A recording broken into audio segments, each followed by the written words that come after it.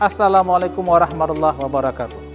Perkenalkan, saya Aulia Kamal, peserta PKDP tahun 2025, batch 3, Angkatan 5, akan menyampaikan video pembelajaran dalam mata kuliah Sosiologi Agama di Prodi Sosiologi Agama. Ikuti saya.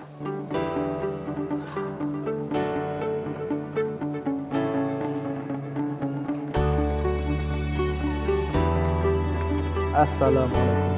Waalaikumsalam warahmatullahi wabarakatuh. Gimana kabar kalian semua? Baik. Baik, kita buka kuliah kita hari ini dengan membaca basmalah bersama ya. Bismillahirrahmanirrahim. Saya akan terlebih dahulu melakukan presensi. Atau hadir semua ini? Hadir semua. Oke, baik. Kalau begitu kita akan langsung masuk saja pada review materi sebelumnya. Anda masih ingat minggu sebelumnya kita bahas tentang apa? Definisi agama ya. Oke, definisi agama dan unsur agama. Oke, ada yang tahu agama itu apa? Masih ingat? Apa itu agama? Apa? Sistem yang mengatur kepercayaan. Yang lain? Ayo diingat-ingat.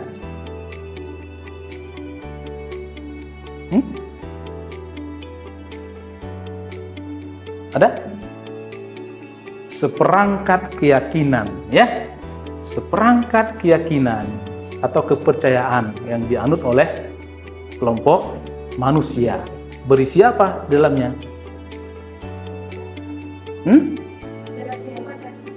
Iya, ajaran, apa lagi? Kitab suci.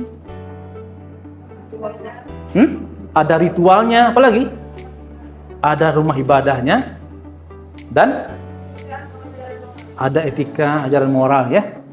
Ada tokoh agamanya juga, ada nabinya kalau dalam tradisi Abrahami. Oke. Nah, apa yang sudah kita pelajari pada minggu sebelumnya, itulah yang akan kita perdalam pada hari ini. Agama. Ya. Tujuan kita mempelajari topik kita pada hari ini adalah untuk memahami ya, apa yang dimaksud dengan dimensi-dimensi agama dalam masyarakat, dan juga untuk memahami apa saja fungsi-fungsi agama dalam masyarakat. Harapannya nanti Anda setelah mempelajari topik ini akan mampu menjelaskan apa saja dimensi-dimensi dalam agama Islam atau agama apapun dalam masyarakat kita. Dan juga diharapkan Anda mampu menjelaskan apa saja fungsi-fungsi agama yang ada dalam masyarakat. Inilah yang akan kita explore pada hari ini dengan melihat pada dua teori, pada teori 7 dimensi agama dan 5 dimensi agama. Saya akan putarkan videonya, setelahnya kita akan eksplorasi dan tanya jawab.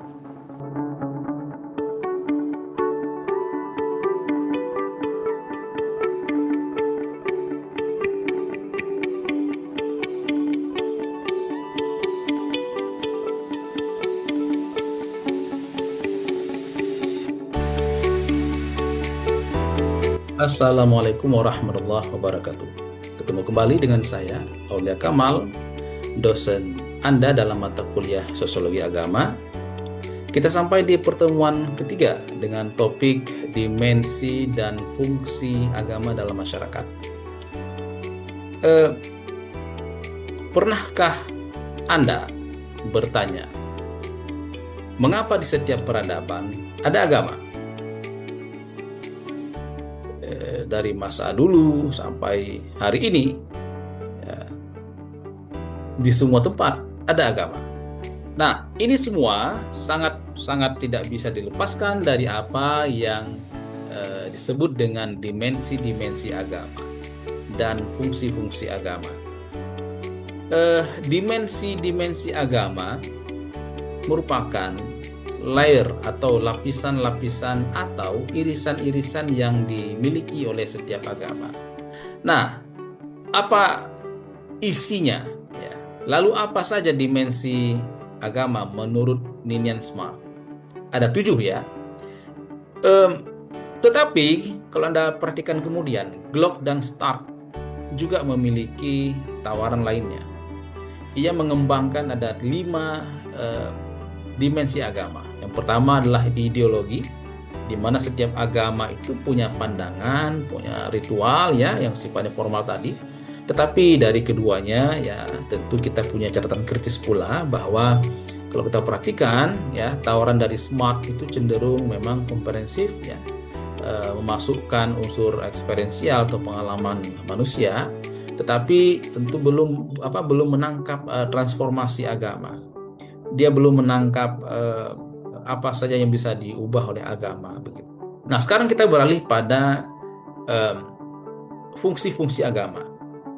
Ada sejumlah fungsi yang dimainkan oleh agama. Ya. Mulai dari faktor integrasi, disintegrasi, kemudian menjadi penguat nilai-nilai sosial, sumber inspirasi, sumber motivasi, ada fungsi edukatifnya, ada fungsi transformatifnya, ada fungsi kontrol sosial, solidaritas, ya. Kemudian juga ada fungsi sublimatif dan juga fungsi penyelamat dan penenang atau pendamai.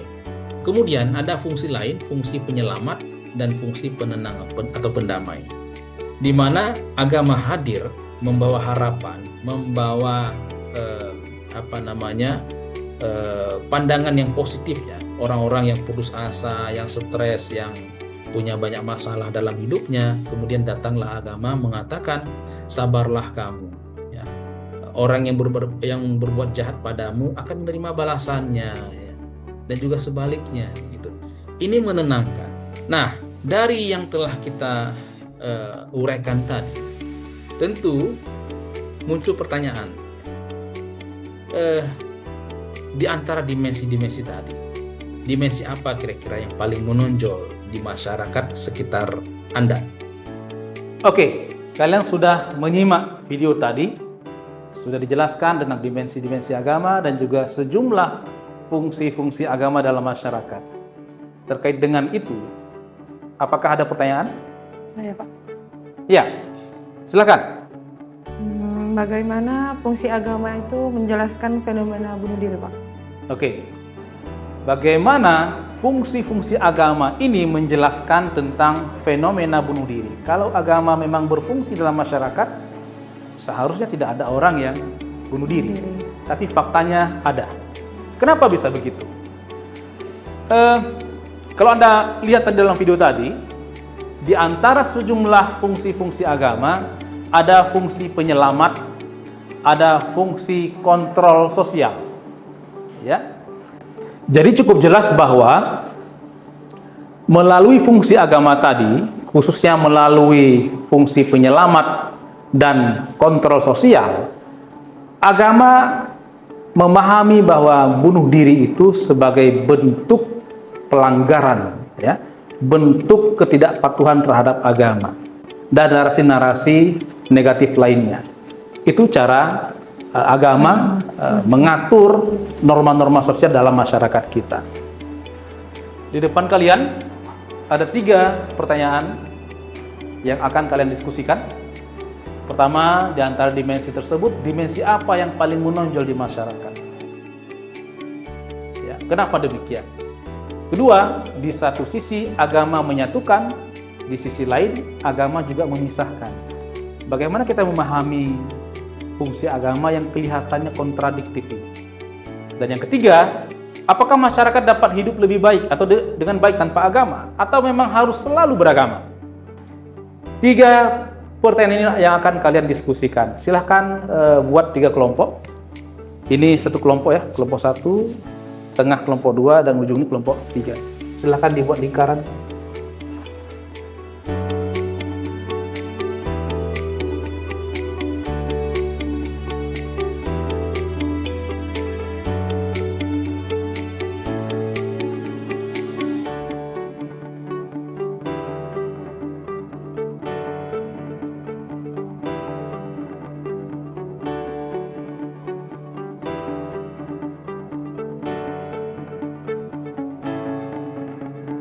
sudah. Oke, sudah siap ya? Kita akan presentasi dan diskusi.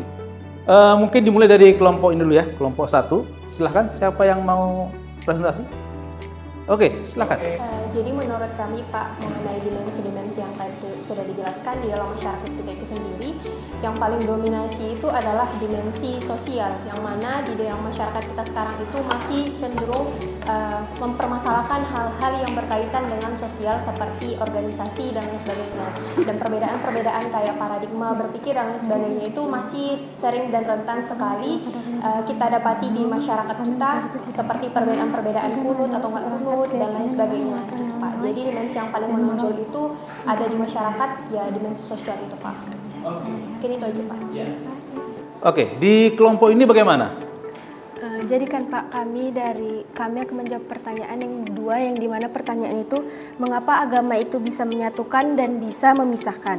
Kalau menurut dari kelompok kami kan Pak, kenapa agama itu bisa menyatukan? Karena agama itu bisa memberikan rasa kebersamaan dan menyediakan aturan moral bersama.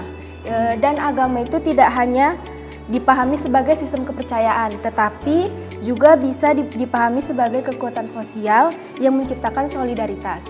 Dan mengapa agama itu bisa memisahkan? Kalau menurut saya biasanya tuh kan Pak, manusia itu menganggap bahwasannya agamanya itu paling terbaik. Jadi bisa membuat perpecahan di antara masyarakat yang lain. Ya, memang terlihat agak ambigu ya.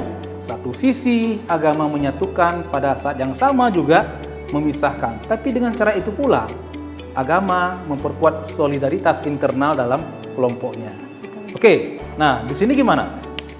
Jadi dari hasil diskusi kami, yaitu dari pertanyaan nomor 3, apakah masyarakat dapat hidup dengan baik?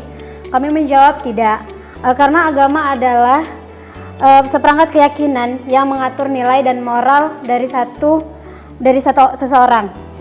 Bisa kita lihat contohnya dari negara lain yang memiliki sistem sekuler, di mana terlihat jelas mereka hidup dengan bebas tanpa memiliki agama.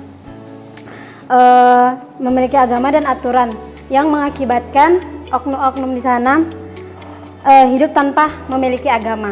Jadi mereka hidupnya tidak teratur Pak, dan mengakibatkan banyaknya terjadi bunuh diri. Oke, ya, memang sebenarnya bukan hanya agama saja sebagai sumber norma sosial ya. Orang bisa menciptakannya, misalnya menggunakan filsafat humanis, etika humanis begitu. Tetapi ada perbedaannya ketika sumber-sumber etika itu berasal dari agama. Adalah ketika orang tidak berani melanggar itu karena didorong oleh rasa imannya. Ini yang membedakan antara etika yang bersumber dari agama dan luar agama. Nah, kita sudah berdiskusi panjang tadi tentang dimensi-dimensi agama dan juga fungsi-fungsi agama dalam masyarakat. Apa yang bisa kita simpulkan adalah ternyata dimensi-dimensi agama itu bersifat subjektif. Bisa saja pada satu agama dia memiliki dimensi-dimensi yang berbeda dari agama yang lain. Bisa saja satu agama punya dimensi yang lebih menonjol yang berbeda dari agama lain. Ya, dalam agama Buddhis seperti tadi sudah saya sampaikan, mereka lebih menonjolkan pada etika, pada moral. Tapi kalau kita melihat pada agama Hindu misalnya, justru mereka lebih menekankan pada aspek aturan, upacara, seremoni dan semacam itu, ritual. Ya, kalau kita lihat pada Islam bagaimana? Di Islam pun ternyata kita lebih banyak menonjolkan pada aturan hukum atau syariat. Ya, kemudian juga tadi kita sudah bincangkan soal fungsi-fungsi agama. Ternyata dari sejumlah fungsi-fungsi itulah agama kemudian bisa bertahan sejauh ini. Agama memainkan fungsi yang sangat beragam sehingga di setiap peradaban pasti ada agama. Kita masih beragama sampai hari ini. Oke, saya kira itu saja materi kita untuk hari ini. Kita tutup dengan baca hamdalah. Alhamdulillahirrahmanirrahim. Assalamualaikum warahmatullahi wabarakatuh. Waalaikumsalam warahmatullahi wabarakatuh.